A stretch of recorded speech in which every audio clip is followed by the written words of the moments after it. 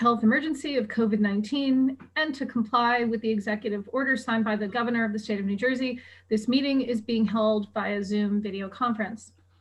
Pursuant to Section 5 PL 1975, this is to state for the record that adequate notice of this meeting has been provided to the public by notification to the News Record and the Village Green in January 2021, posting on the Maplewood Municipal website, and by filing of said notice in the offices of the municipal clerk. Ms. Lewis, would you please call the roll for attendance? Mayor McGehee. Here. Ms. Adams will be late. Ms. Latham. Here. Mr. Bolden. Here. Mr. Carlson is excused. Mr. Fryatt. Here. Ms. Denuser. Here. Ms. Ward. Here. Mr. Titus. Here. And Chair Pashota. Here. Whereas Section 7 provides that the planning board has the discretion to permit, prohibit, or regulate the active participation of the public at any meeting, whereas it is the desire of this planning board to comply with the provisions of this act and at the same time conduct its business in an orderly and expeditious manner. Now therefore be it resolved by the planning board of the Township of Maplewood that it does prohibit, except as set forth in the formal agenda, active participation in the deliberations of the planning board at all of its regular meetings. May I please have a motion to accept the operating procedures? I believe, was that Mayor McGehee? Yes. It's so sorry. And a second? I think Ed is trying to second, but he's on mute. Jazz hands. Second. Ms. Lewis, would you please call the roll? Mayor McGehee. Yes. Ms. Latham. Yes. Mr. Bolden. Yes. Mr. Fryatt. Yes. Ms. Denuser. Yes. Ms. Ward. Yes. Mr. Titus. Yes. And Chair Pashota. Yes. Members of the board were sent the minutes from our previous meeting under separate cover electronically. Does anyone have any corrections or addendums to those minutes? Seeing none, can I have a motion to adopt the minutes from the previous meeting? So moved. Second. Excellent. Mayor And can you do that just by, I can call roll. okay, sure, thank you. Mayor McGehee. Yes. Ms. Latham. Yes. Mr. Bolden. Yes. Mr. Fryatt. Yes. Ms. Denuser. Yes. Ms. Ward. Yes. Mr. Titus. Yes. Okay, and Chair Pashota. Thank you. If you too have wait people helping you, please be sure to tip them well. Cameo by my son, Mark. Thank you.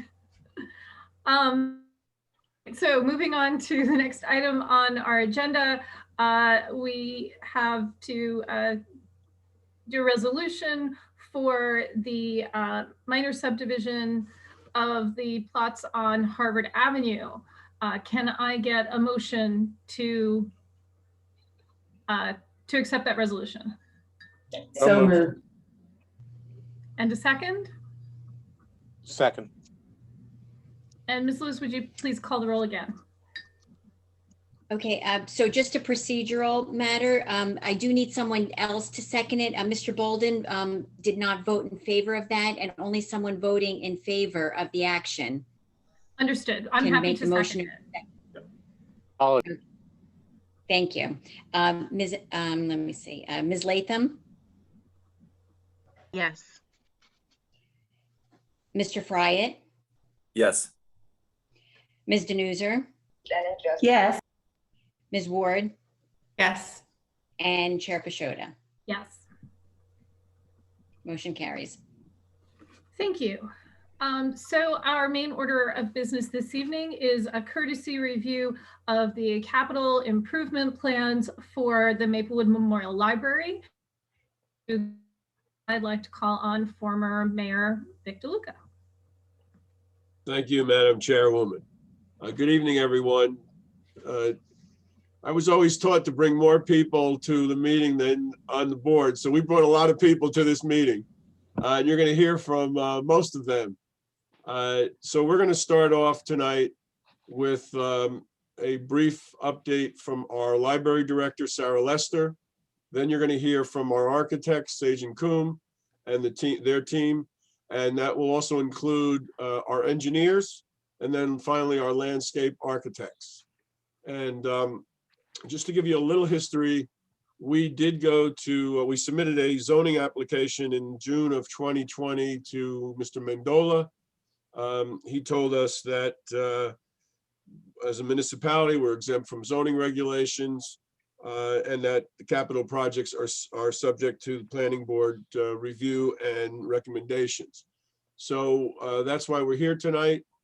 We have prepared as if we are subject to planning board review. And so we're going to go through the regular report here is to give you a robust picture of what we intend to do. And we really would like to get questions from you and also your recommendations. So with that, I'd like to start off by having Sarah Lester start our presentation this evening. Good evening, everyone. I'm Sarah Lester, the very proud director of the Maplewood Library. I'm also a Maplewood resident. My family and I have lived in Maplewood since 2006. So the mission of the Maplewood Library is to connect people to information, ideas, culture, and each other.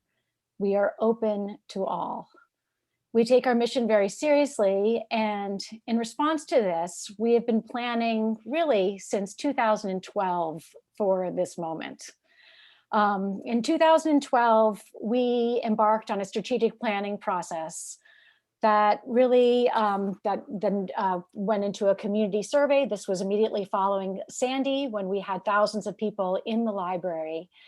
And what became very clear at that time, but even before then, that our library, which was built in the 50s, served us very well for 30, 40 years, but then did not continue to serve us as well. And a community like Maplewood, where over 1,000 people walk through our doors every day, and over 82% of our population has library cards, is more deserving of a library that can and will. So we embarked on a very careful planning process to evaluate what our community needed. This included ramping up our services, providing access to materials, and then really looking at our facilities. In 2014, we joined the Buckles Consortium of Libraries, which meant that our collection of 100,000 items in Maplewood immediately went to 6 million items. So our Maplewood community has access to all of these items throughout northern New Jersey. We also visited other libraries to look at what other communities had done and what visionary things had happened in other communities. And we got ideas from that. In fall of 2015, we created a building program, really thinking through what we could do in Maplewood. And in winter of 2016, the library board formed a building committee. In that same year, we went out with an RFQ for architectural services, and 39 firms responded. And then we interviewed 10 firms and narrowed it down to a really wonderful firm that you were going to meet today, and that's Sejin Kum. And so we've been working with Sejin Kum since 2016. And in 2017, many of you met the team for the first time. They met with hundreds of people in our community, including seniors, teens, authors, children, families, business owners, township and civic groups, and our library partners. That includes the foundation, the Friends, and staff. There was a design charrette, and in that fall, there was a community forum and where they presented our project. That fall, also, the Library Construction Bond Act was passed by referendum in the state of New Jersey, authorizing $125 million in bonds. And then we had to wait. So, and we did our due diligence. Our foundation really came up to speed to find out how much money could be raised privately. And they've done a fantastic job in our community. And then in January of 2020, the application for the Library Construction Bond Act funds was opened. Of course, COVID hit, and things took a little bit longer, but in June we applied, and this November we found out we were awarded an $8.3 million grant. And it was the second highest grant in the state. And it was a very competitive process again.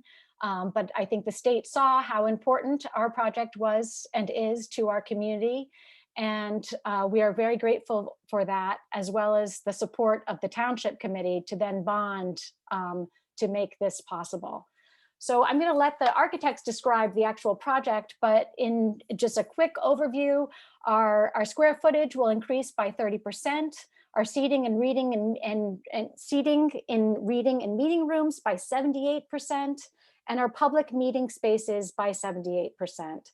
And that's what we heard overwhelmingly, is our community really needed spaces to work privately, to work collaboratively, spaces where they could be inspired, spaces where they could find information, spaces that they could use that were technologically advanced.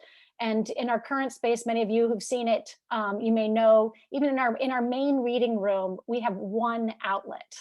So we've been making do for a very long time, but with really 20th century technology and 20th century facilities. So it really is time now to build our library for the 21st century, for the community, and for future generations. And now I will turn it over to the Sage and Coombe team. Before we start there, let's see if there's any questions. Madam Chair, do you want to do questions of each individual person first, or keep going?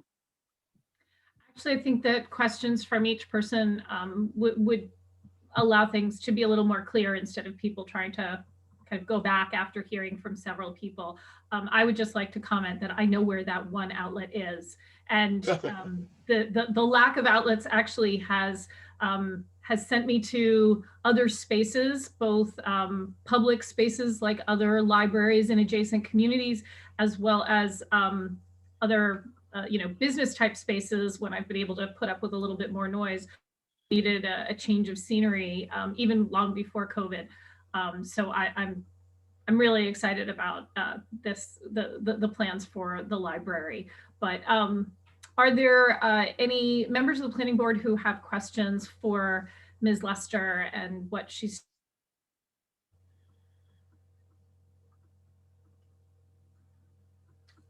All right, well then. So let me just say, we submitted to you a schematic plan, and we also submitted a narrative to you, and also some information in our application about the approvals that we've received from DEP. So we do, and Adele, we're going to need to have I guess Christina is going to share the screen. Charlotte's actually going to share the screen. Okay, so Charlotte is going to need to have access so that she can share the screen, because we have some additional slides from our civil engineering and also our landscape architect. So a few more slides that will give you a bigger picture. So I just want to go back to one thing Sarah talked about, the bond. The bond was $125 million. The first allocation was $87 million.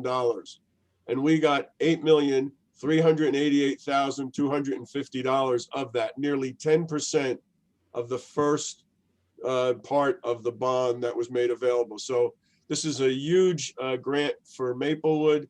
The total project will be about $20 million. The 8.4 from the state, the municipality, the township committee has put up $10 million. and we're hoping the Friends will come in somewhere around $2 million. So that's how we're putting this all together, and we hope to move forward. So Charlotte, are you ready? Do you have access? Okay, so now we're going to turn it over to our architects. Thank you, Vic. I'm Jennifer Sage of Sage & Coombe Architects. Today and tonight with us is Peter Coombe, my partner, Christina Draghi and Charlotte Page, who have been doing a lot of the work on the project. We've got Bill Bosca from Langen Engineering, who is working on both geotech and civil engineering, and Al Juba and Ted Aratakis from MKW, our landscape team. So we're very honored to be here tonight. Thank you, Mayor McGeehee, and all the members of the Planning Commission. I think we're as excited as Sarah is, and really excited to be working with the town of Maplewood. So I'm going to take you on a tour of the building and then pass you over to Bill, who's going to talk about the site conditions and how we're managing our situation there. And then the fun part with Al and Ted talking about all the plantings and how that's going to really revive the library's relationship to the park. One statistic that Sarah didn't explicitly say is that the finished building will accommodate nearly 700 users at any given time, and that's really an astounding number. The other thing I just want to stress in terms of our enthusiasm for the project and the success of this is that the building will reach minimum LEED Silver LEED certification. It has the possibility of meeting the 2030 goal for reduced energy uses by the AIA. It's going to be an all-electric building, not using any fossil fuels. It's going to obviously have improved air quality and thermal envelope. It's going to be a very energy efficient building. It might even, as you'll see in our images later, have the possibility of renewable energy on site. It's going to have state-of-the-art audiovisual and user interface, more than one outlet, I can guarantee you. It's going to be tracking and representing both energy and water usage, and this will be displayed for public information and also educational purposes. And as Al and Ted will talk about, there'll be a focus on native plantings. So with that, Charlotte is going to cycle through, and I'm going to go reasonably rapidly, but I'm certainly happy to go back and talk about anything at the end. So this is a rendering from the beginning. I don't think we need, oops, sorry, Charlotte, go ahead. We've submitted all this. I don't really think I need to tell you where the building is, but we just want you to know that we have put together this full package in a way that represents the seriousness of this effort. So building information, where the project is in the town of Maplewood, in the township. Next. We've shared with you our zoning analysis, and next. Our building code summary. We've since met with the township officials as a preliminary review of our code and zoning analysis.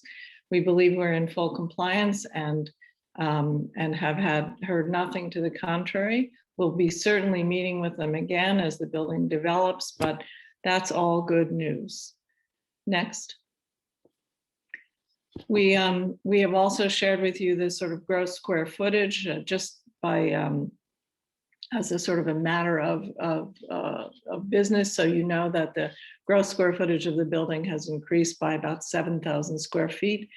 We've added, the footprint of the building has remained largely unchanged, although we have reduced the amount of built area and the sort of impermeable surface. But we have added a second floor, and that's going to be a key feature for the building and for the users who come to the library. Next. So I'm going to walk you through the plans and just highlight some of the advantages. And Charlotte, I'm going to call on your cursor to help me out here. So the building, as you know it, is in some ways very familiar. The main floor is still the main floor. The children's wing is still over there on the south side of the building. But what's different is that we've moved the entrance to the location of the historic entrance. And in so doing, we've created a pathway from Baker Street through to the park. Both of those pathways are fully accessible.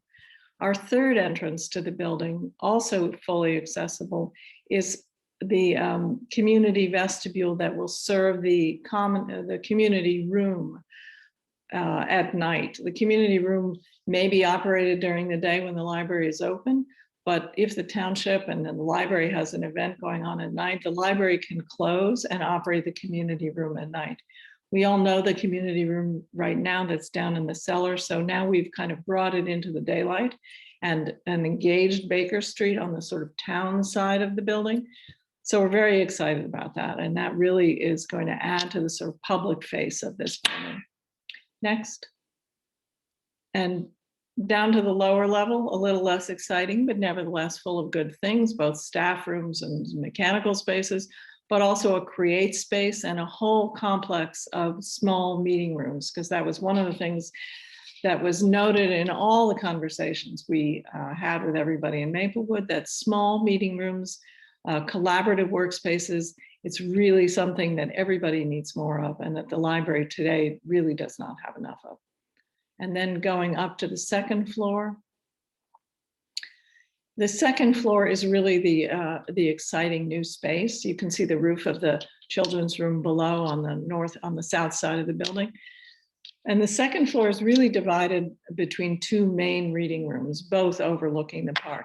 There's the adult reading room on the south side and the teen reading room on the north side. They're separated happily when the teens are there by both the forum, which is the second public space, and the Maplewood History Room, which is an enclosed room. During the day when the teens are in school, the adults certainly have the capacity to migrate north and enjoy the added space over there. But when the teens are there, there will be an adequate separation between the two. The adult zone also has privileged access to a small reading terrace overlooking the park. And then on Baker Street, besides the elevator and the stair and bathrooms, which will be common to all floors, we again have a series of small collaborative workrooms and study rooms. And with the idea that there is a variety of size for different size groups, whether you're working with one person or 6 people. And that is the second floor and onward. Thanks, Charlotte. This is the view from Baker Street. And I just want to remind you that this is our schematic design set. We've now been working past that by about 2 months, and we'll continue to work for another 2 months before we start producing construction drawings for bid. So the building design has actually evolved and changed, and we hope to show it to you again at some point, or you'll see it on the website. But the building takes the basic attitude that the base of the building is the historic brick of the existing building. And that is the sort of premise of it. And above the new second floor is a much lighter material. It's a combination of glass and an opaque panel where we need opacity. We are highlighting the stair, which is going to connect all floors, because we want people to want to take that stair, even though it also serves as egress and must meet all code requirements. But we want it to be an exciting place, and we want people to want to use it. So we want lots of daylight in it, and we want it visible from Baker Street. Over on the left, you can see the community room now come up from the basement with its night vestibule. And it is straddled by the night vestibule on the left and the main library entrance on the right. And next, one other thing, up on the roof, we're showing photovoltaic panels, because we do hope to be able to bring renewable energy on site. And it would be just a great model for every other.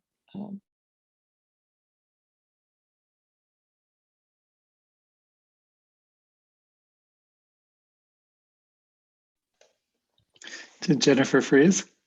I don't know, did I Oh. freeze? Did I freeze? A little Sorry. bit. Charlotte, next. Sorry. And this is the schematic design for the building seen from the park. Of course, we're not showing all the trees that are in the way, but the same premise exists, that the base of the building is the historic brick, and then on top we have a much lighter glass and opaque panel and photovoltaic panels on the roof above. there you can see the, it's a little hard to see in this rendering, but there is a ramp out the opposite the entrance. That's the Baker Street pathway. If you went straight up that ramp and through, you'd come right out on Baker Street. So it really is a great connection, and it will really engage the park all the way through. And then the forum and the community room in that zone, and the staff room where it is opposite the parking lot, and the teen room on the right. So next, Charlotte. And then these are what we would call the short elevations. Over on the left is the staff room. I'm standing, if you were me, you'd be standing in the parking lot. You're overlooking the teen room up above and the night vestibule into the community room on the right.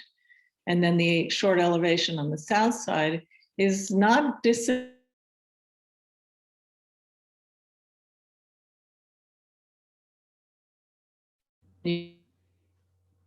The second floor adult reading room and the stacks above with a terrace overlooking the park right there.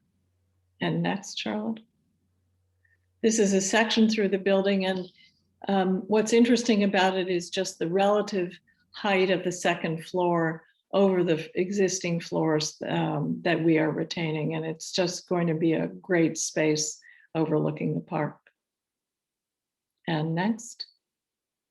And then a short section which actually shows well the relationship of the community room as it faces Baker Street and what we call the forum, which we haven't talked much about, but it's a second public space which the library really sorely needs. And it's a more informal space. You may have seen it in other schools or libraries. It's not an uncommon feature these days. But it's a space where you can sit down and lounge and read a book. You can hear a speaker in a small format. You can work quietly with someone. It's a great sort of public addition to the library and the way it can be used. And again, there'll be this kind of glimpse of the park out the bottom of the forum. And next. With that, I can answer any questions. I understand you want to talk to each presenter individually, and Peter Kuhn, my partner, can certainly dive into this, or Christina, before I pass the baton to Bill Bosca of Langen Engineering. Thank you. If there are any members of the planning board who have any questions for Ms. Sage, please feel free to unmute yourselves and ask away.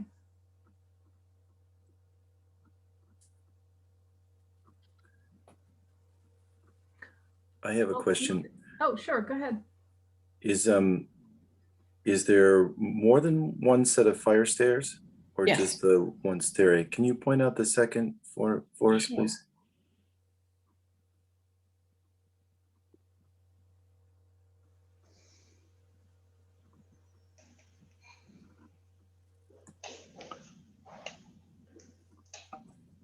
Charlotte, maybe go to the second floor, it'll be clearer.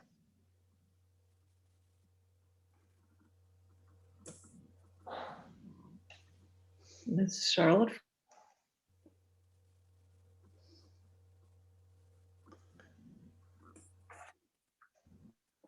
I will tell you until we get ourselves back up to the second floor. There's one stair. Oh, thank you very much.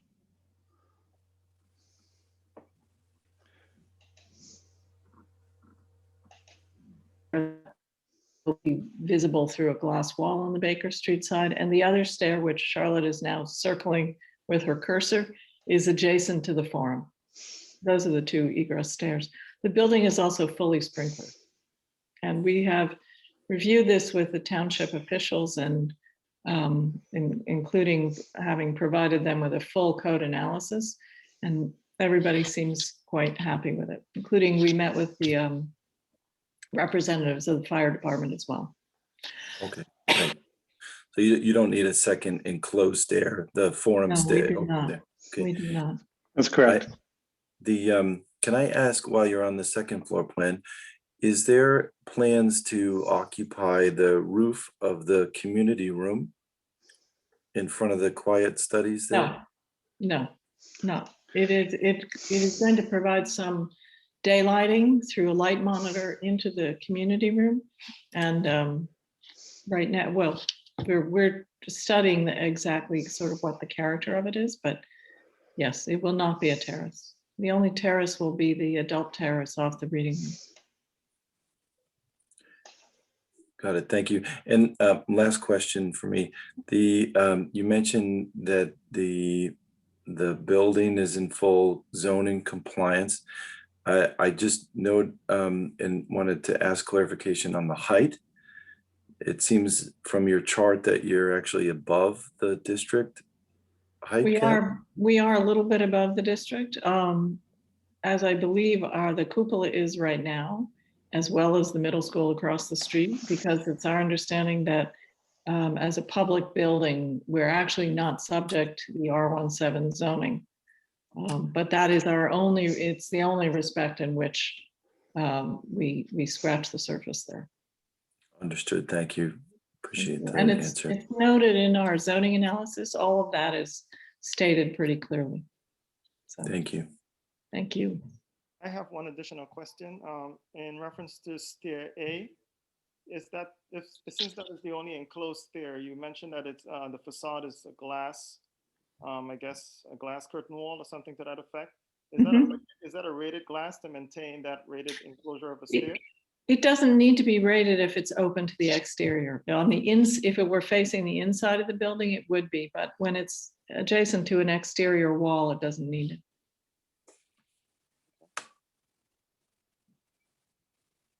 So I have one question, Madam Chairwoman. Have we thought about putting, and this may be something that we need to do as a town, but I noticed that there are bike racks on the Baker Street side, but I didn't see any on the park side. Yeah, so it's funny, I'm using my mouse thinking that you're seeing my mouse move around them. So maybe we should just put that as a, take that offline or breakout, but finding a place to put some bike racks. I'm a cyclist, on the other side too. So if you're coming from, the high school or something, you can put a bike rack there instead of go all the way around to the front of the library to put your bike, rack your bike. That's it.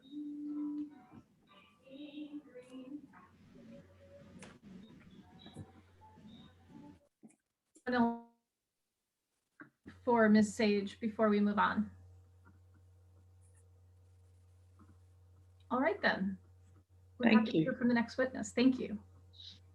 Bill, would you like to introduce yourself and Charlotte will cycle through your slide?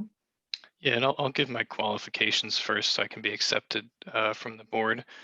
I'm William Bosca, and I've been working for Langen Engineering for the past 6 years. I graduated with a Bachelor's of Science degree in engineering from New Jersey Institute of Technology in 2013, and I am professionally licensed in New Jersey and have been practicing land development engineering for the past 7 years. And I'm familiar with this project and site plans and have worked on them throughout the course of the project. Thank you, Mr. Bosca. We're happy to accept you as an expert. My understanding is that because this is a courtesy review, we don't actually have to swear people in. We just have the benefit of hearing about this exciting project for the community. In fact, just as a reminder for the members of the planning board, this as a courtesy review, we do not need to vote on this, but certainly have an opportunity to ask questions and share commentary, raise any questions or issues that we might have about the project. But please go ahead, Mr. Bosca. Thank you.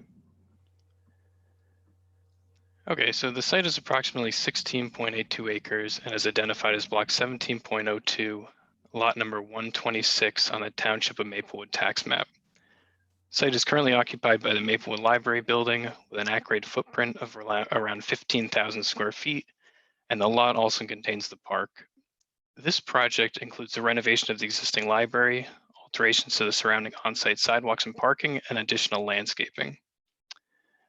The portion of the site that you see on the screen right now is proposed to be, it's around 1 acre and is bound by the Crooked Brook to the north, Crooked Brook and open space to the east, Baker Street to the south, and open space to the west. car access to the site is from a single entrance off of Baker Street to the existing library parking lot. We are proposing to improve the car entrance for enhanced pedestrian safety. The site currently has 19 parking spaces, and we are proposing to restripe the parking lot and maintain those 19 spaces. We're currently increasing the amount of ADA parking stalls on the site from 1 to 4, and we are decreasing the amount of compact parking stalls from 6 to 5. The project, which was spoken about previously, also proposes to create a fully ADA accessible front entrance and to reintroduce the rear entrance to the library.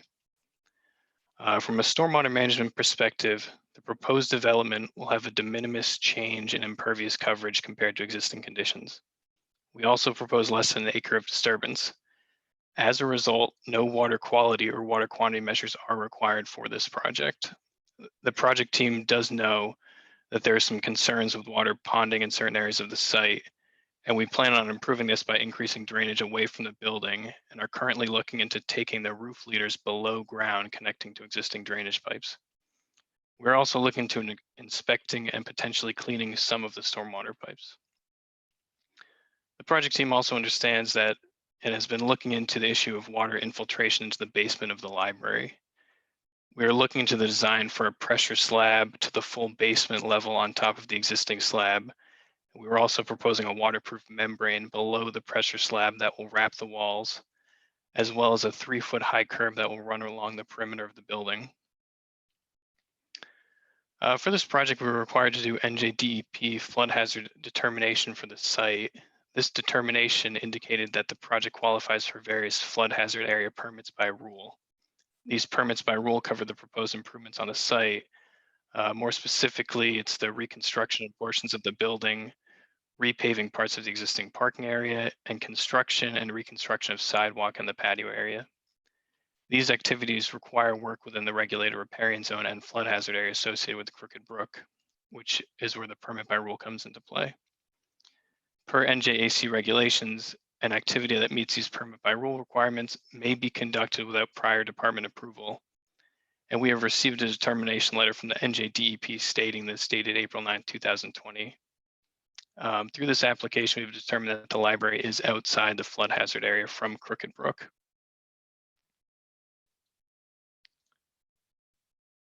So if there's any site-related questions, I could answer those.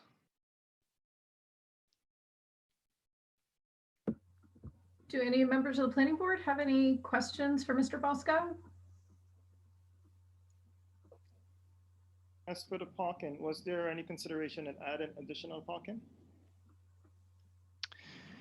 You know, it was considered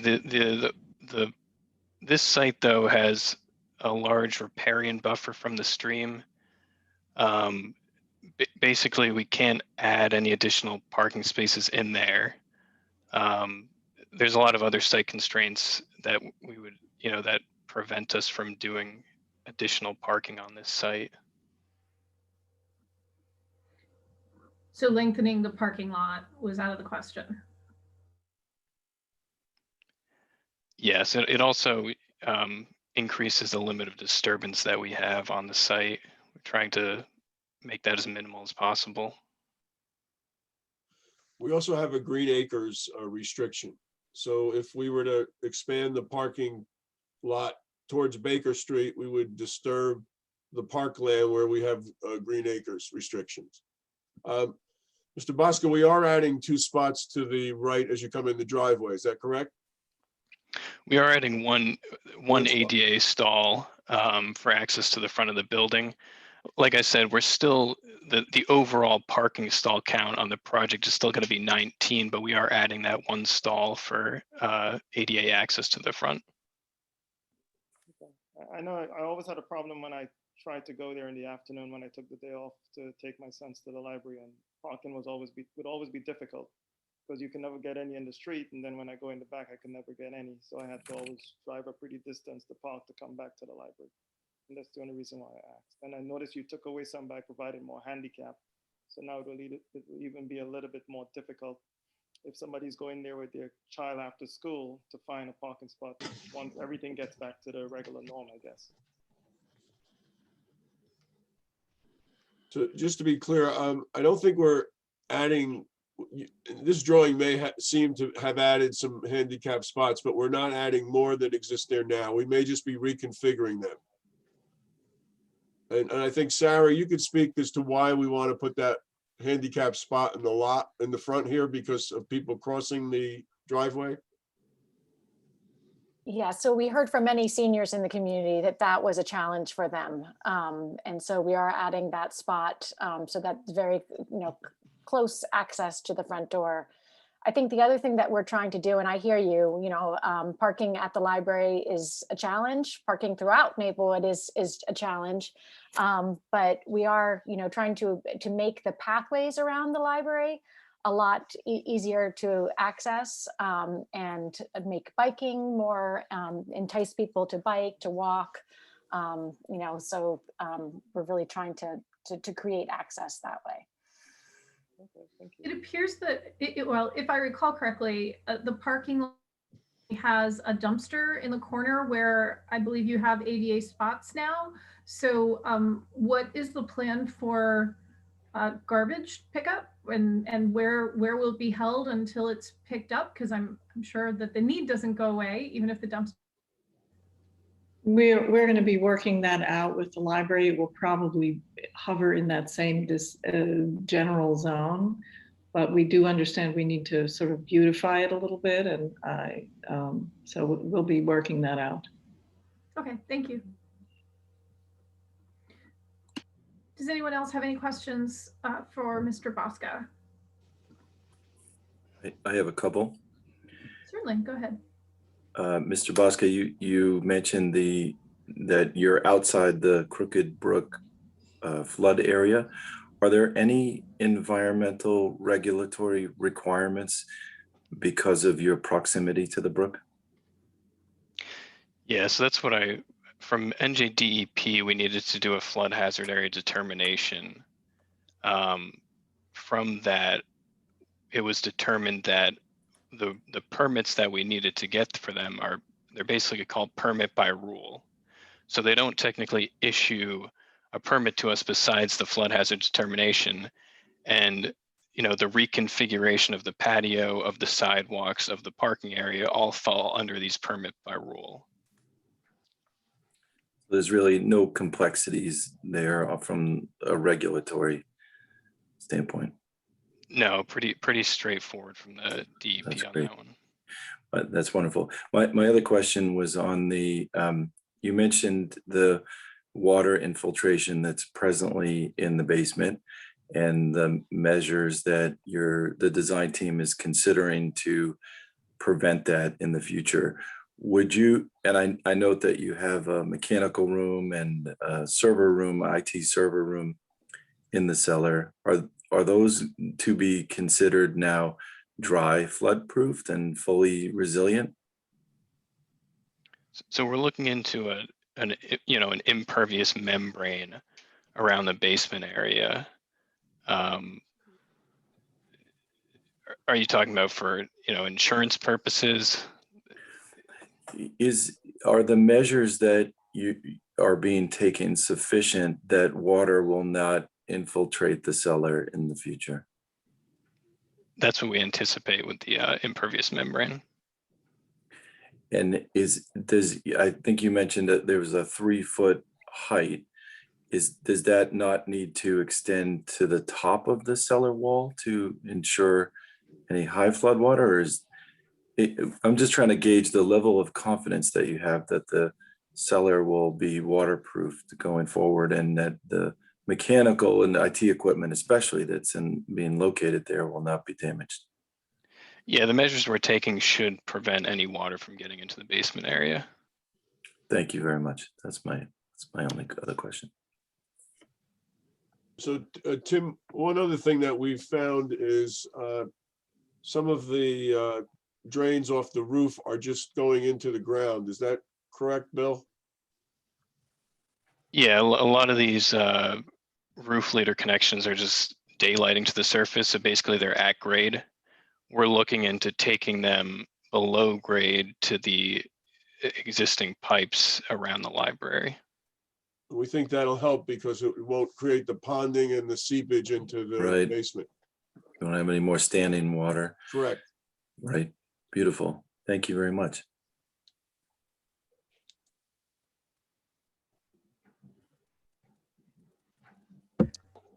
Else have any questions at this time? Okay, so shall we move on to the landscape team? Yes, please. Thank you. So I should introduce Al Juba and Ted Aratakis from MKW. They are actually not in Maplewood, but not too far from Maplewood. I think you're still in Rutherford, aren't you? That's correct, Jennifer. Our office is in Rutherford, New Jersey, not very far away. Thank you for that introduction. Good evening, everyone. Again, my name is Al Juba. I have been a licensed landscape architect in the state of New Jersey for the past 33 years. I know this is just a courtesy review, but just so that you know, and I'm also principal in charge at MKW and Associates. We've had the great pleasure of working as landscape architects on this project. And if we could go to the next slide, I can tell you a little bit more about the site and supplement what Bill has already talked about. First of all, let me mention that as landscape architects, we're very much aware that the overall Memorial Park was originally designed by Olmsted Brothers. And I think that we are bringing a similar level of sensitivity to the site on this project as well. What we are looking to do to supplement coming from the parking area are a number of walkways, which you can see rendered in this lighter gray color, which would be just sort of a basic walkway pavement that takes you to the front of the building and to the back of the building as well. The pavement in the front of the building is looking to be a special sort of a pavement to identify that as a special approach to the building, for example. And I don't think the architects mentioned it, but there's the intention of creating a low seat wall, which is indicated right next to that area where people can, sit there before they go inside, and have some signage upon there as well, designated Maplewood Memorial Library. As we circulate around the rest of the site around the back now, you can see that there is an expanded special area of pavement, again, with special pavers. We're looking at using precast concrete pavers in that area. And we're actually looking to define that area a little more informally with some flowering trees around it. And it acts as a sort of a very nice terminus from the greater portion of Memorial Park, as well as you come across the bridge, for example. There'll be some room there for tables and chairs. And it's from that landing, so to speak, that you'll be able to go up the accessible ramp in the back part of the building and come into the rear entrance of the building, as has previously been described. That walkway then continues onto the right of the plan, comes around existing vegetation, ties into the side of the building, and then back out to the sidewalk along Baker Street. So that gives you a good idea of how people are circulating within the site. I've already mentioned the ornamental trees in the rear area. You can see a lot of vegetation that is existing here. But with that, let's move on to the next slide. Because what we've been able to do is prepare a tree protection plan. And we prepared this for the purpose of this meeting this evening, but this will also be in some form incorporated into the construction documents, so that the contractor is responsible for protecting the vast majority of trees that are on site here. Everything that you see toned in green around the existing trees, either as individual squares, or in some cases near the parking area as sort of a broader, that's it, excellent cursor work, thank you, a broader enclosure of tree guards for a grove of trees are meant to prevent construction activities from happening immediately adjacent to those trees. So you can see just from a color point of view, the vast majority of vegetation is being protected on site. The other color I want to point out is the blue color. And for the most part, that is happening on the front of the building. This is indicating the transplanting of existing trees, smaller trees, and shrubs and things of that nature. Smaller is the operative word there, because if things are just that much larger, they would be very, very difficult to transplant.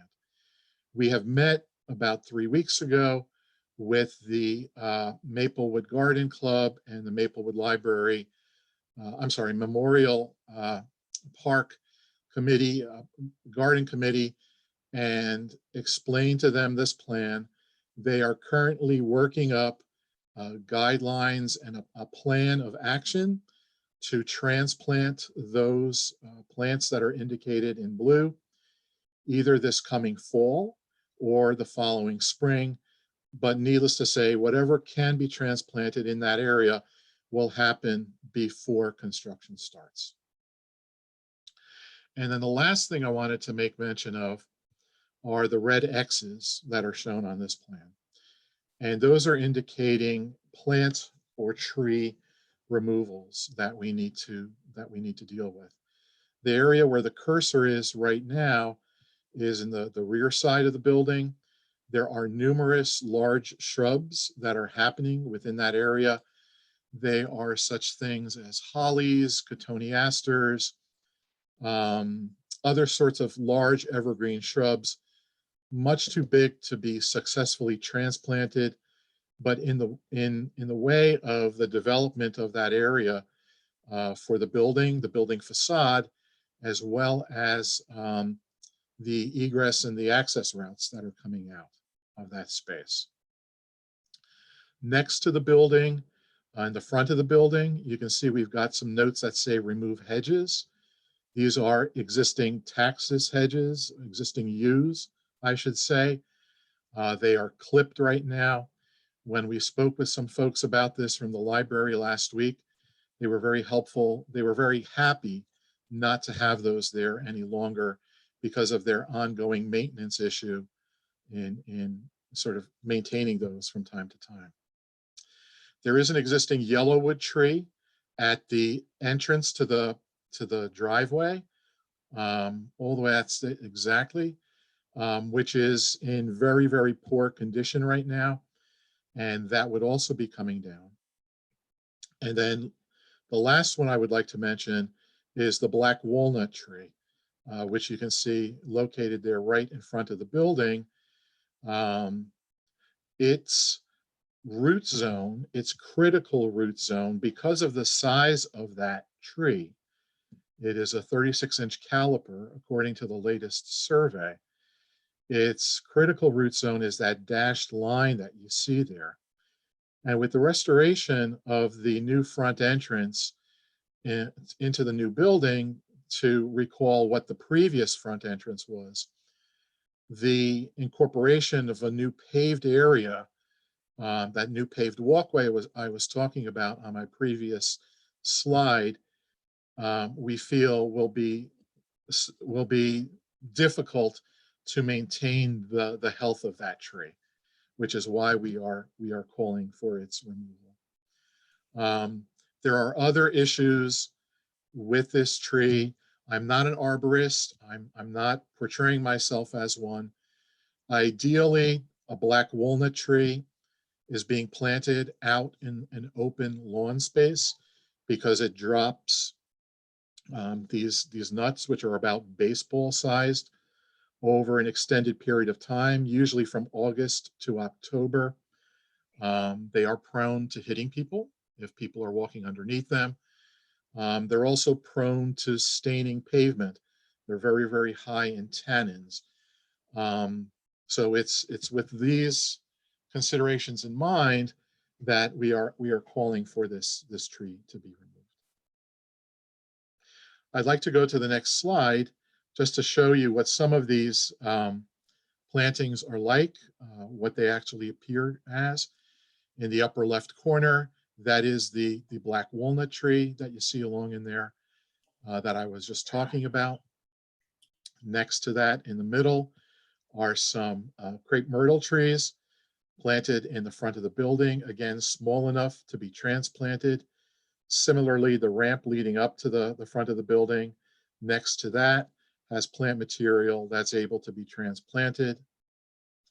On the lower left are the taxus or the yew hedges that I was talking about, currently somewhat engulfing the building. You can see that happening in the center photo as well. And then also on the photo lower right, the yew hedges. The next slide shows plant materials on the back of the building. You can see some of these larger shrubs I was talking about, the hollies, some euonymus, if I remember correctly, again, that have really overgrown the space that they've got allotted to them. So these are the removals that we're looking to have happen in that area. And I'd just like to follow up with the last few slides indicating what the pavement types that we're looking to use. The basic walkways, we're looking to go with concrete pavement. In special areas such as the walkway to the front of the building or that broader area on the back of the building where we've got tables and chairs, we can go with a blend of traditional pavers, precast concrete pavers, for example, as is depicted here, possibly permeable pavers. We need to do some percolation tests to see how permeable our soils are on site, to see if permeable pavers are a good idea to use. But that's sort of the general palette of hardscape we're currently looking at. And to end up on the next two slides, we've got some ideas of a preliminary set of planting ideas that we're looking to use.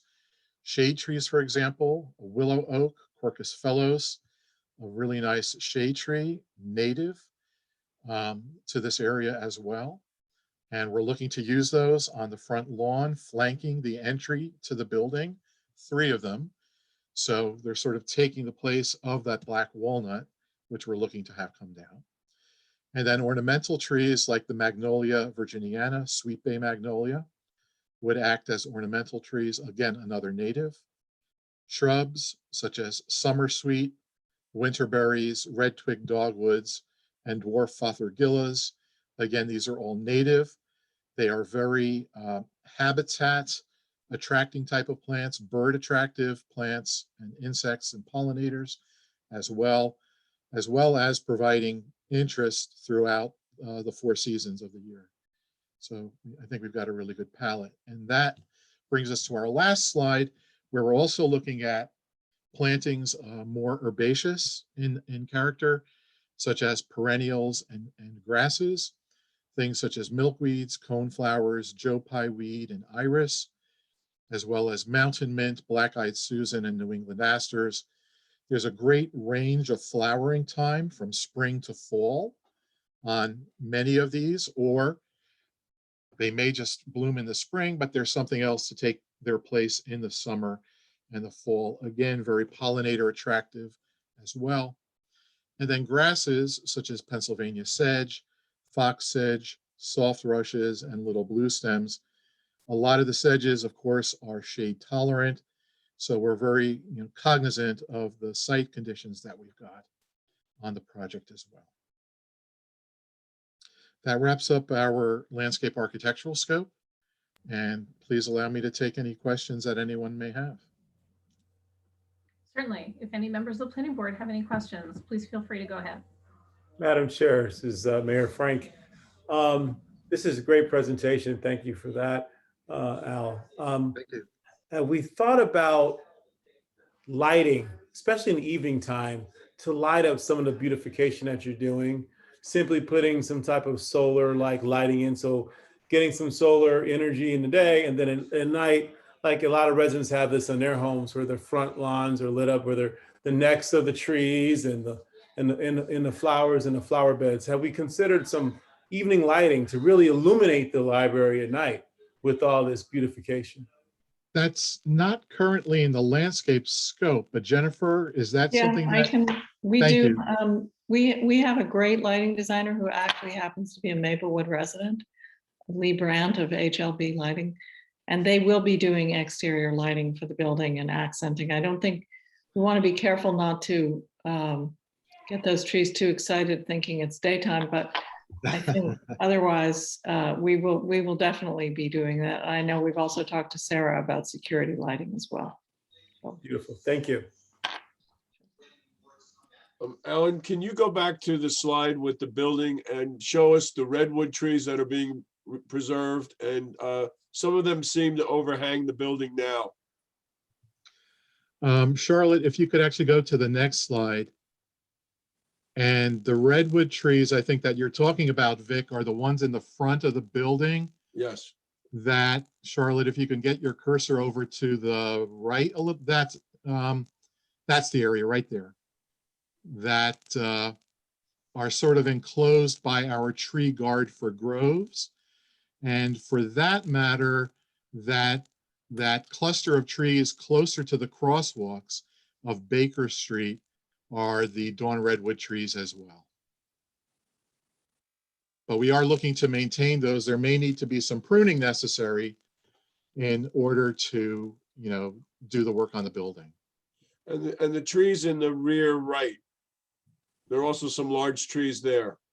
Yeah, that's actually a true redwood, Sequoia sempervirens, as we would see on the West Coast. Again, those are looking to be protected, as you can see by the tree guards around them. And again, there may need to be some minimal pruning on those in order to allow architectural work to occur. And just Jennifer, just to confirm that part of the building will not be higher, correct? Where the children's room is? You're mute. Sorry, yes, correct.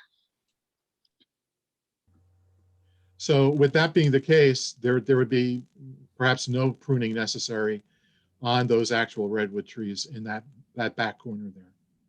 I think we're going to have to we're going to have to figure out how to protect them during construction, so that there is construction obviously over there, so we'll have to. Right. My recollection. That'll be delicate.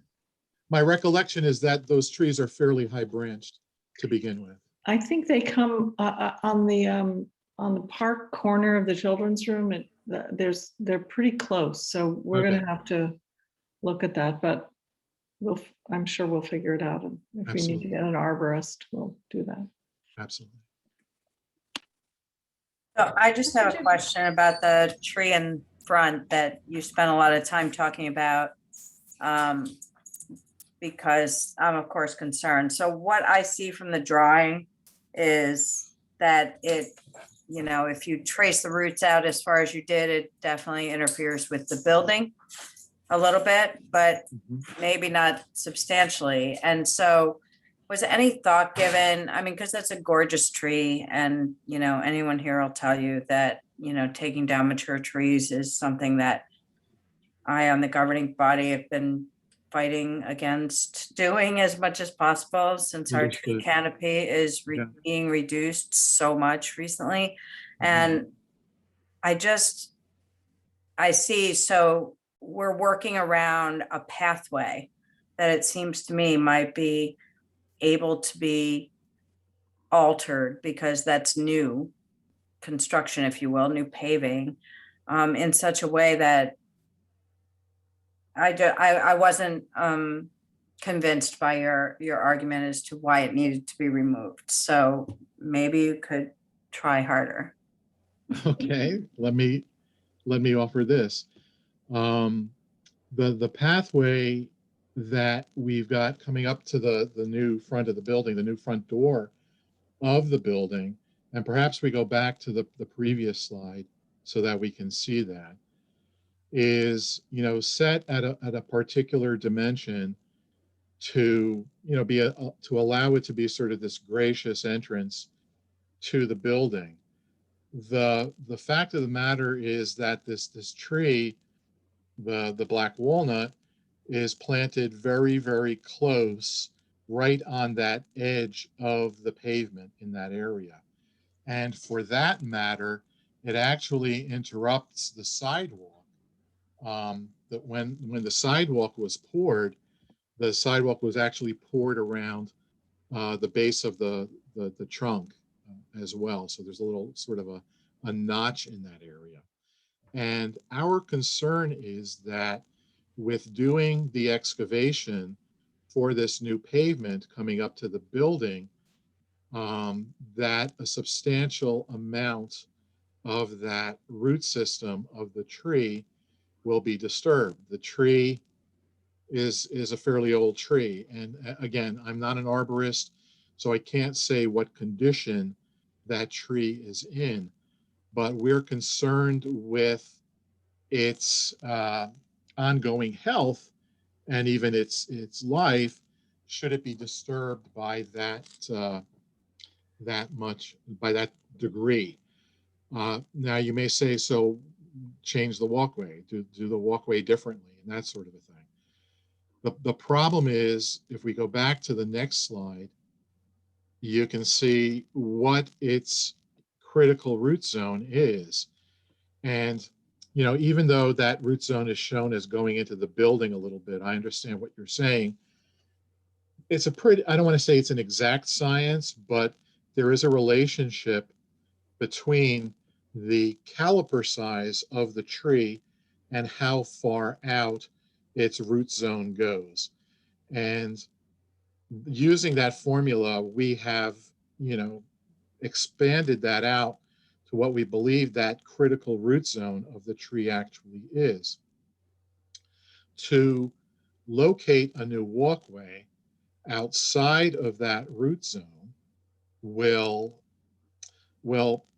not be that direct of a connection to the front door of the building. It would be somewhat roundabout to get to the front walkway is what I'm trying to say. See, to me, the front walkway looks pretty substantially far away from the actual tree and even relatively far away from that dotted line that is supposed to be the critical root zone that you mentioned. That's the existing front walkway, Nancy. That's not the. Oh, all right. Can you show me the new front walkway? Oh, can you? See, I don't see what. Well, unfortunately, we don't have an overlay of the proposed design on the existing, but if we go back to the removals plan, let me show you. So the front walkway is right where the tree is, or? Yeah, Charlotte, if you could show that portion of the facade, that edge of exactly, that facade right there's the walkway, right there, okay? So that edge of that red rectangle, that lower left corner is hitting that tree right at that point. I should also add, Nancy, that we worked very hard to ask MKW and Langen to work for regrading the front of the building so that we could reduce the, you know, how you enter the building now and you go off of 4 feet onto that platform. We wanted the entrance to be completely accessible. And so everybody worked very hard to shape the landscape and work the path, the one path we could make into the building that would bring people in without creating landings and rails and steps and ramping and all of that, because we felt it was it was just important as a civic gesture to enter the building without effort. And so I don't disagree with that.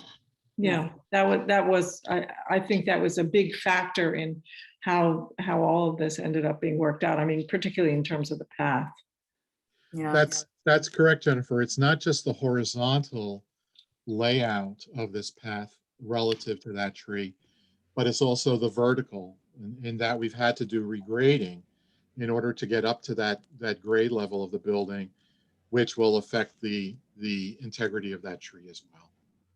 Yeah, so I guess my wish was that the design of the architect would have worked the building itself to be able to achieve both things, saving the tree and by moving the walkway and the entrance a little bit, shifting it to the right, up to the west. So just asking. Understood.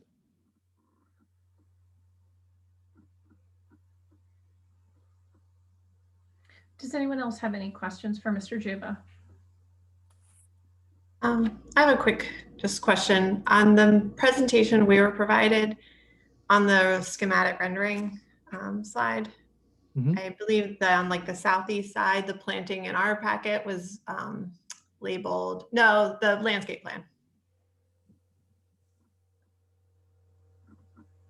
Yeah, There you go. the on the southeast side, that planting on our packet was labeled as a rain garden. Did that change because of the water issues? Now it just says planting. Exactly. Exactly. And that sort of ties into my comment about the permeable pavers. We're a little concerned about the permeability of the soils on site. Obviously, when we do a rain garden, we like that excess water to drain into the site. And if we don't have those conditions, that's something that we would not propose. And Madam, the paved walkway that goes around on that south side, it's pretty narrow. Is it staying the same width, or is that, do you know how wide that is? It's relatively the same width. I believe it's either 5 or 6 feet in width. Okay. It's a minor walkway, so we think we can get away with it with that narrow width. Yeah. And I mean, I just want to also say, I do love that the library has like sort of 2 fronts now. I think that's going to be great. Yes. And Liz, some of the problem with the walkway now is those bushes now go over the walkway, so that does even shrink this, both the psychological feeling of the walkway and the reality.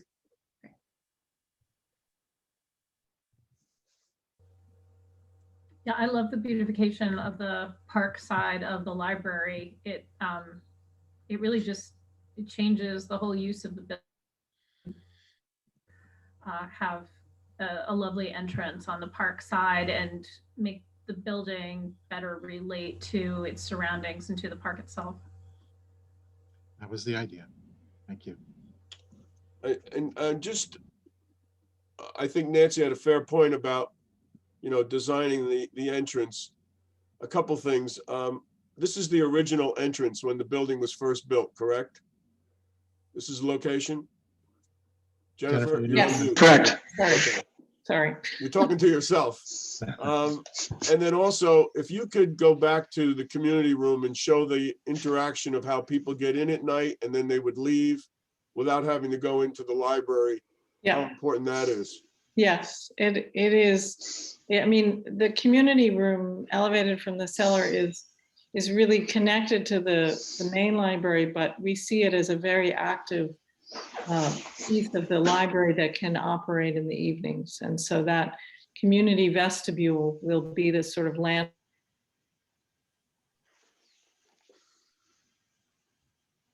Jennifer's I frozen. can't hear her anymore. She's frozen. Oh, good. I mean, not good, but it's not me, so. No, she's freezing and unfreezing. Yeah. So maybe I'll take over. Yeah, Peter. Thank you, Peter. Okay. So what Jennifer was saying is that we have a separate entrance for the community room, perhaps used in the evening.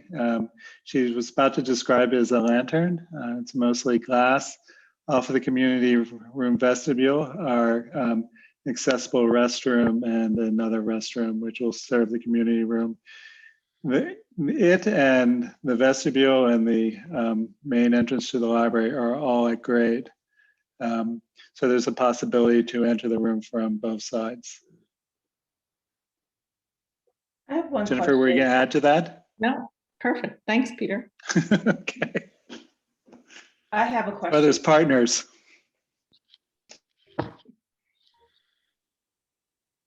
Was there another question? Yes, my question is about the actual footprint of the original library. This new build is going to overlay on the existing footprint, or is there any expansion outside of the original box? There's minor expansion. So this vestibule is new. We are, however, removing some encroachment on the park side. There's a stair that exits here that's being removed. And actually, I think the ramp is, that's an encroachment. That's new. And Christina, Peter, did I get that right? So we're actually, yeah, we're removing by removing the front ramp and the front vestibule, and also the vestibule and the stair at the back of the building. I think, and we're also removing HVAC equipment pads that are on the site outside right now.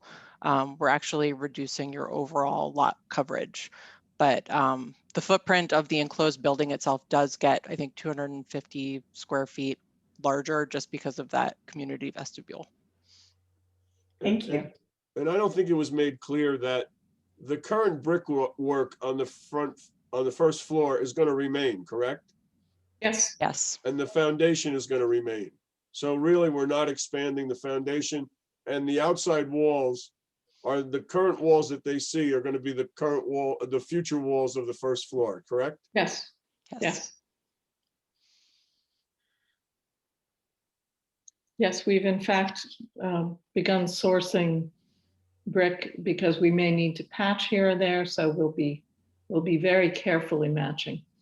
And to the extent any brick is taken out, we will be asking the contractors to carefully remove them by hand and salvage them.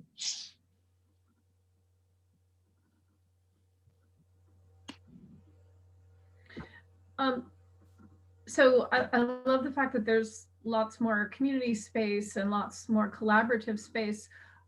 Is there a reduction in overall stack space and book storage space?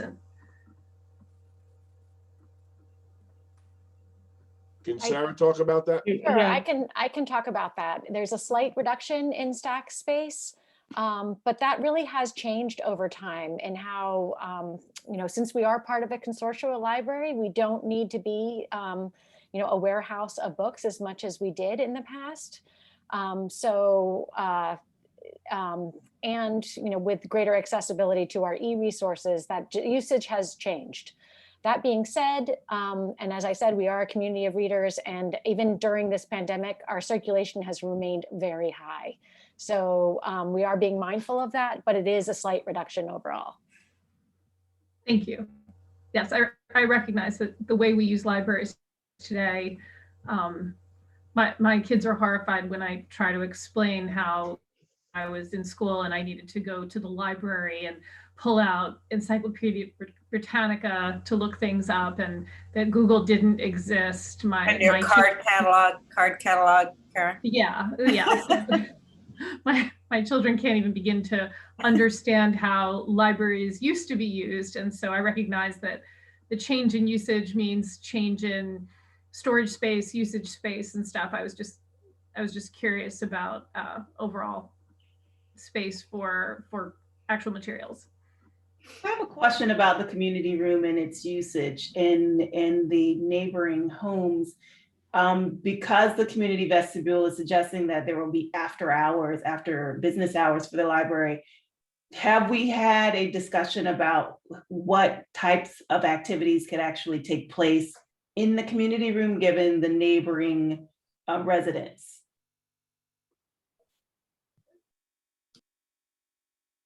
Sarah?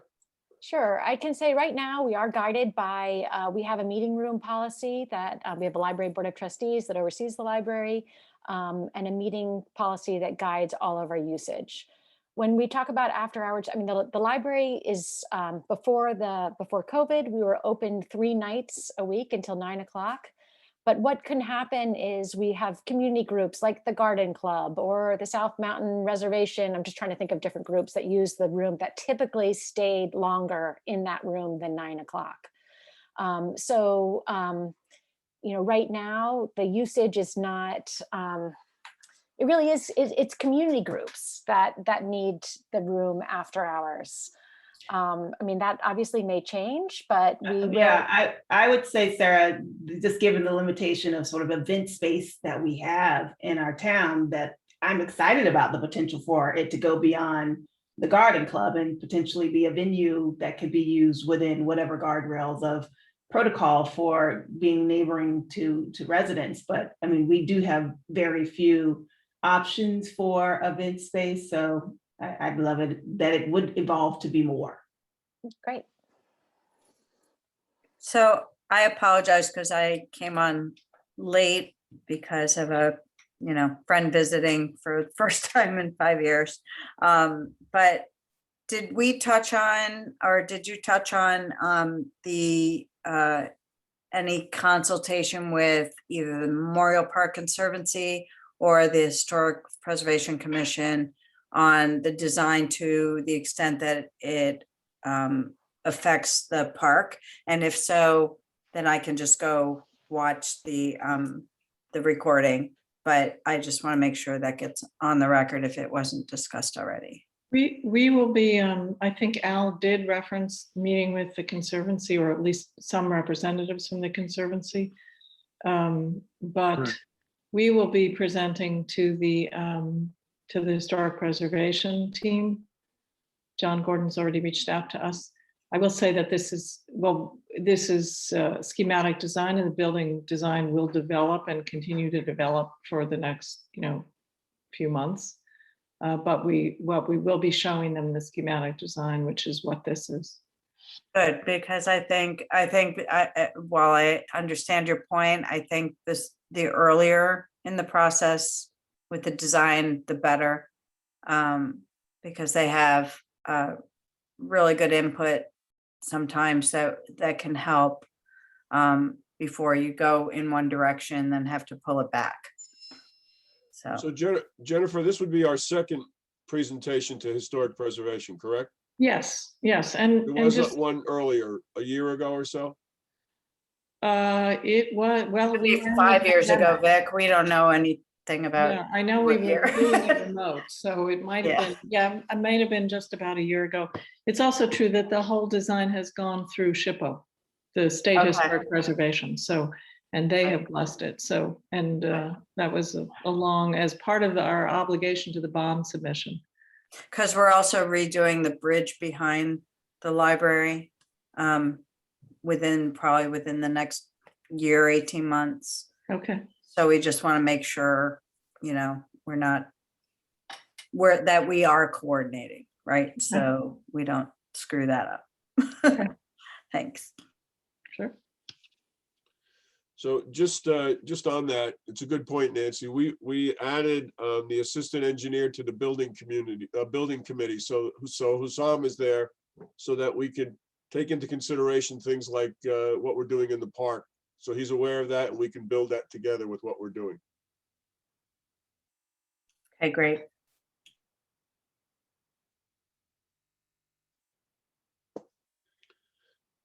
Madam Chairwoman, that's our presentation. Wonderful. Thank you so much.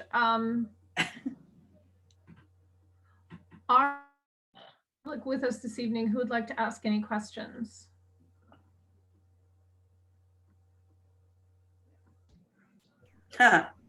Nobody. All right, see. So, Madam Chairwoman, I have one more question, actually. Certainly. My third and final question evening. Where's the flagpole going to go? Oh, that is such a good question, and I can't answer it tonight, but it will go someplace. Thank you. That's a loaded answer. Not intentionally. I honestly don't have a good answer. We like to laugh occasionally at this planning board, so. Just keeping it patriotic. That's right. That's it for me, Madam Chairwoman. Can I ask? Faith that the flagpole will find an appropriate place. We will. Can I ask one more quick? I'm sorry, Madam Chair. Certainly, go ahead. Can I ask one more quick one? One of the things I really love about design is the kind of careful social interaction between the spaces on the interior. It's clear there's been a lot of careful outreach and thought put into the programming. And I can imagine this, the interior being a really wonderful place to meet neighbors and socialize and learn. And I think, you know, that's just wonderful. On the exterior, I want to ask just a challenge a little bit. I know that a lot of middle school students cross the street and use the lawns. In full disclosure, my son may or may not be among them. Depends on if they're behaving or not.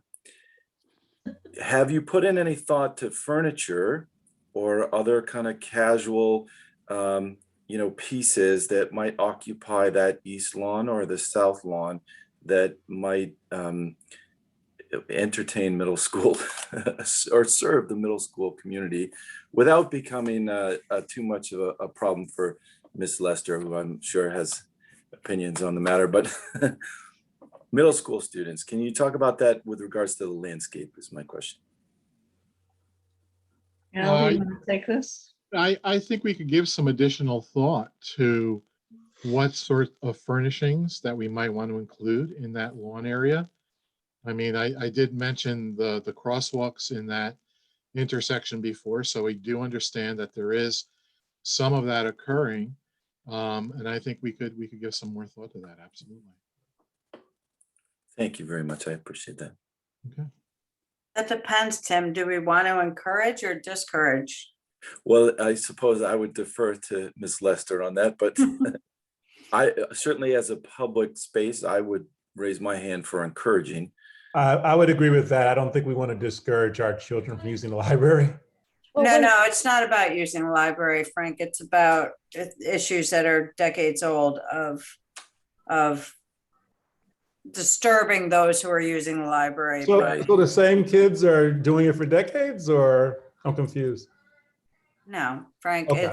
it's issues with just the process and the operation of the library for people using the library, and kids disturbing those people using the library, not kids using the library, which is a whole different conversation. No, Just it's a public space. I don't think I'm aware, but there has yeah. to be So I don't document like that. I don't like this conversation. I think we should just be open and inclusive to kids if they want to sit outside or be in a library. I think that's the type of community we want to be. That would be great if sitting outside the library was what was happening. But I think this is a realistic discussion, not an exclusion discussion, Frank. It's not about that. Madam Chair, I think we should adjourn. So can I just say, Charlotte, can you put the picture up again of the lawn? I think Tim raises a very good point. If right now where the crosswalks are, they're pretty much they're closer to the children's area here. If you look at this to the right here, could you use your cursor to where it says children's staff there and just circle that right there? I believe, Sarah, that's the Duran room right now? That's correct. Okay, so that's pretty much where the crosswalks are. So I think one thing we're gonna have to think about is the kids are gonna cross there and they're gonna have to walk all the way to the left to get to this sidewalk here, this path. So I do think we've got to be creative in thinking about the flow of people. So I think it is a good point, and how we want to utilize this space here for both opportunities to sit, opportunities just to hang, opportunities to lie on the grass. But we've got to think a little bit more about the flow of kids coming across from the middle school and how they interact. And I do want to remind you about where you see the book drop to the main entrance here. Alan mentioned that there's a wall that goes right where it says restroom all the way out to the front. And that's going to be a sitting wall. Exactly. We think a lot of kids are going to sit there and talk, use their, they're going to have Wi-Fi accessibility there as they will on the lawn. So we want to make these all public spaces.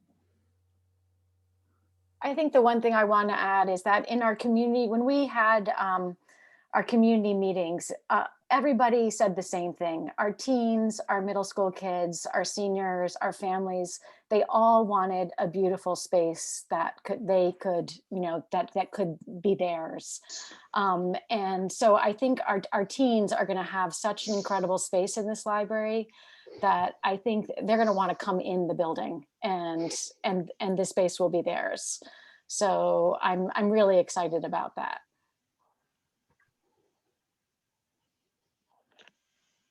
Thank you so much. Well, we do not need to have, we do not need to take a vote or approve anything with respect to this project. If there is any other discussion or conversation about this project, would be the time.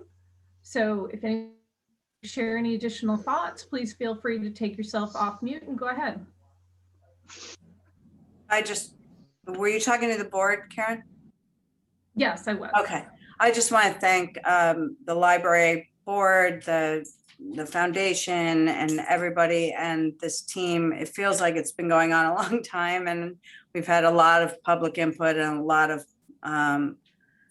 meetings to bring everybody to the point where we end up with a design that is going to be really well received, I think, by the community. And I think that it's just been a really wonderful process. And Mr. DeLuca in particular, I think you've been integral in making sure, as with Ms. Lester, of having that input and bringing it up front, like we've done on so many projects with public projects, to bring everybody in the beginning so that you can address all the issues before. So I just want to thank everybody for a lot of work and a really thorough process.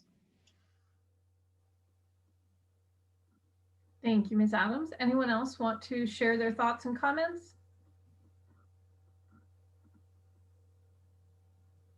I would second that. I think that was very well said.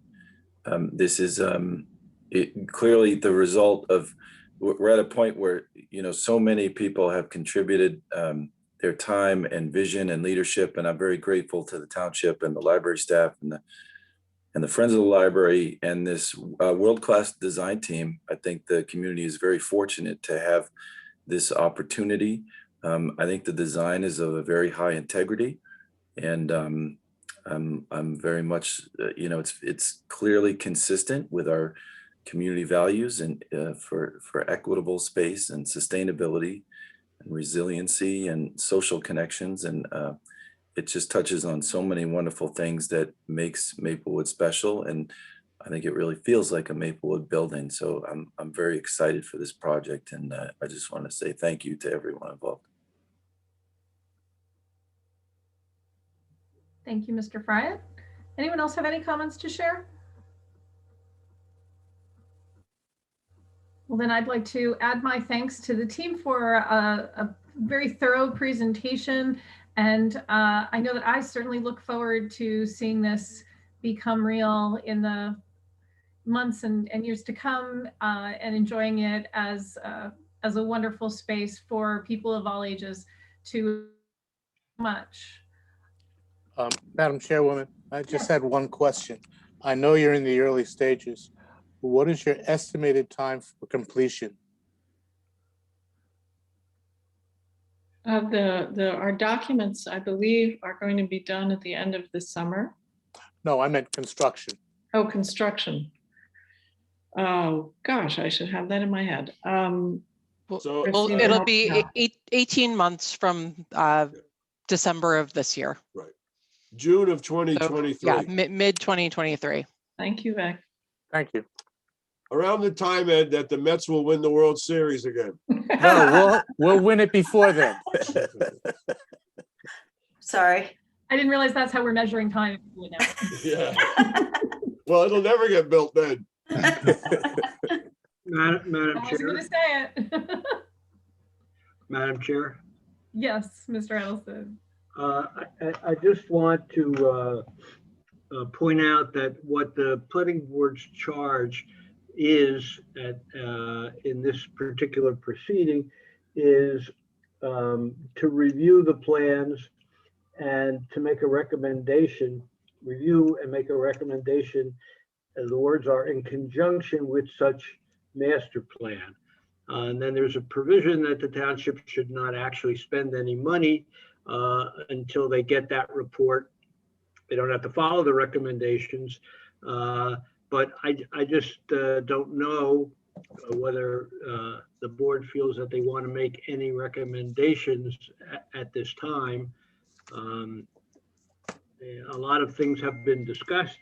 I don't know whether it would be necessary or meaningful to send written recommendations to the governing body, but I just wanted you to be aware of what the language is in the municipal land use law in terms of what the planning board is supposed to be doing on this referral. Michael, quick question. The planning board's comments, is this time sensitive? Or is there a period in which they can and cannot make comments? If they're going to make recommendations, the governing body, they have 45 days to do it. And the governing body is not supposed to move forward with spending money prior to the passage of that 45 days. I don't think any of that is of concern here. If I'm wrong, Mr. DeLuca can certainly tell you. And I don't know whether you want to make any specific recommendations. If we were to not make any specific recommendations, do we have to specifically tell the governing body that we have no recommendations to make? Well, I think if you have no specific recommendations you want, I think to tie it up and end it, it would be nice to send them a memo that says that you reviewed with them on today's date, and you find the proposal in keeping with the master plan, and you have no recommendations. Thank you. So then I put the question to the members of the planning board. Are there any recommendations that you think that the board should consider sending back to the governing body with respect to this project?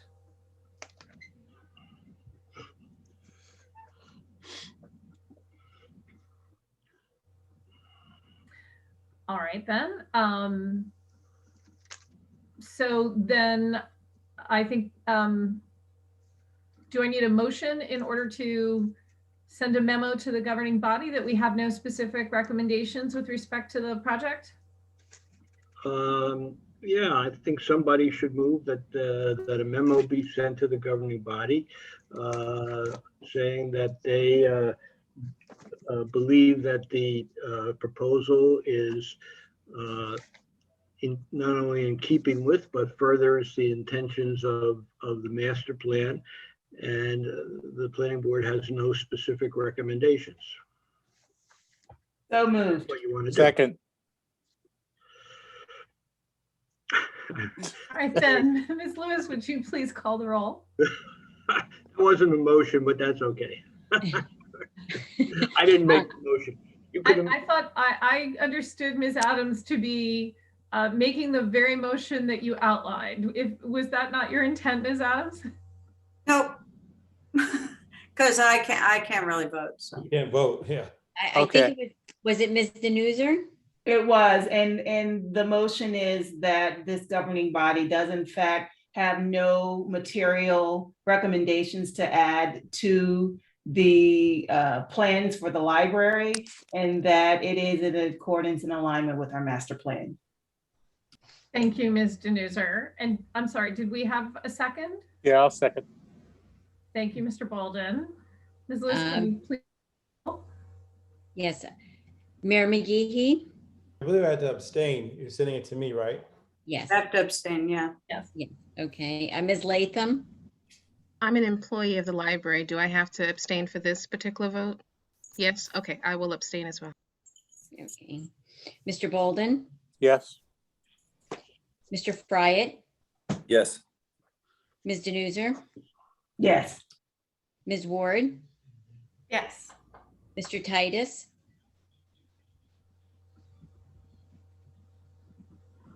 Yes. And Chair Pashota? Yes.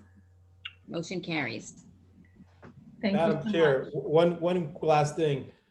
This was really a phenomenal presentation. I mean, I think that Al and Jennifer and Bill and Vic and Sarah did a phenomenal job. And, it's only 20 of us, 21 of us that were here. We should definitely get this recording out to the public so they can really see what this looks like. So we can get that to happen, Ms. Lewis, or to get this out, this recording to the public. I think that'd be great. So you can really see the work that's been put into this library. Sure, I can arrange that with Glenn. Perfect. Thank you. Thank you very much for that. Thank you. We have no other items on our formal agenda for this evening. Are there any members of the public who wish to address the planning board on any matter? Seeing none, can I get a motion to adjourn this evening? So moved. Second, Second? In favor? everybody. Aye. Aye. Thank you again, everyone. Have a good evening. Thank you. very much. Everybody. Thank you. Everyone. Bye. Bye-bye now. Bye. Good night. Good night.